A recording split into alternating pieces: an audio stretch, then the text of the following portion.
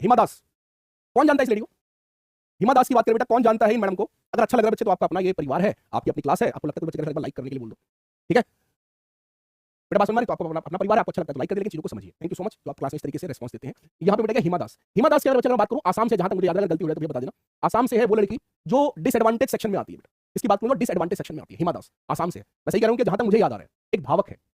400 metre की हिमा दास को कोई नहीं जानता था। जब भैया धावक है और इनके पास पैसे नहीं थे कि जूते खरीद सकें, पैसे नहीं थे कि जूते खरीद सके, पैसे नहीं थे कि अच्छा फूड मिल सके, पैसे नहीं थे कि अच्छे कपड़े पहन सके, लेकिन दिल में एक अरमान था कि मुझे कुछ करना है। और जब रेस शुरू हुई ना, जब वो दौड़ जब शुरू हुई, तो अपने जूते पर, दोस्तों बड़ा ही इमोशनल मोमेंट बताता हूं, बड़ा ही भावुक मोमेंट, अपने शूज पर पेन से, दोस्तों ध्यान रखना, पेन से अपने शूज पर एडी दास लिखा था कि मेरे भी जूते एडी दास के हैं।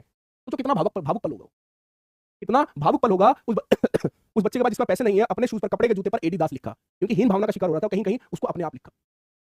बेटा बात समझ में आ रही है? क्लियर हो रहा है? तो बेटा एक भावक है। और दोस्तों एक समय ऐसा आया जब 400 मीटर की रेस में हिमा दास ने वर्ल्ड रिकॉर्ड कायम करा। तो दोस्तों आप देखोगे, अगर दिल में इच्छा हो कुछ कर गुजरने की ना, तो एडिडास कंपनी ने हिमा दास को अपना ब्रांड एम्बेसडर बना दिया और कहा कि अब एडिडास के शूज पर, कब क्या हो जाएगा बेटा, अब एडिडास के शूज पर हिमा दास लिखा जाएगा। That is a big achievement.